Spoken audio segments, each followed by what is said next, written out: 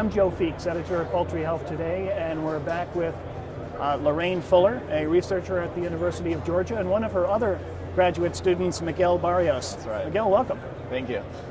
We've been having a conversation about anticoccidial sensitivity testing, otherwise known as AST, and before we talked about PCR and kind of digging deeper on some of these diagnostics, but Miguel, I understand you've been involved with something called Microscores. That's right. Could you first talk to us about what is a microscore and why is it significant in the diagnosis of coccidiosis? Microscores are used as another tool when performing ASTs to evaluate the efficacy of different anticoccidials. And so when researchers go out into the field, they look at gross lesions, they look at microscores. But microscores are further work. You have to scrape the gut, you have to look at all the life stages under the microscope, and so it takes a lot of time and money. So the question was raised, can we just evaluate gross lesion scores and just predict microscores based on that? And so what did you find? So we actually tested 3 different isolates with the help of Lorraine, and we found that some isolates actually correlated better between gross lesion scores and microscores. So is there a way of, when you take a look at these results, can you somehow predict what sort of impact a certain lesion or microscore might have on feed conversion or some other performance variable? Right, so there's definitely potential to do that, especially since we have the statistical model now, we've developed it, and we have the treatments. They're part of the model, fortunately. And so we could go in and actually test different treatments and see how they would affect growth performance. And Lorraine, what do you see as the biggest value here for the industry coming out of this particular study? In the past, Joyce Johnson developed the Johnson and Reed lesion score, and that is a really good tool, but it was developed primarily to look at single species in a very, very defined sort of way.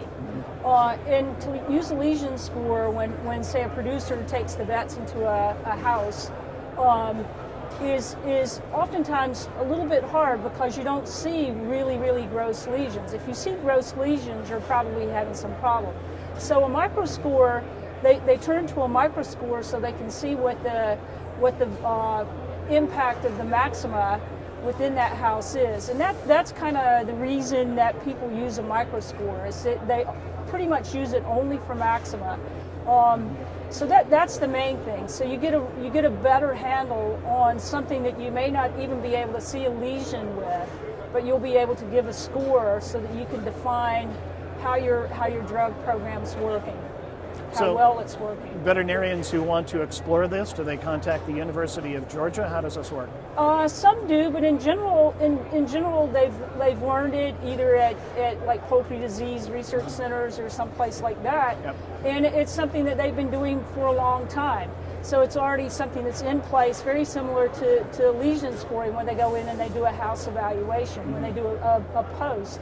Most vets do that are in the industry, not only in the poultry industry, but in the pharmaceutical industry. When they go in a house, that's the first thing they do, is they do a post and they do a microscore and a lesion score.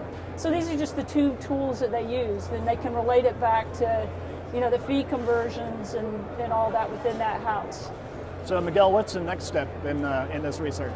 Of course, we'd love to keep working on the statistical model.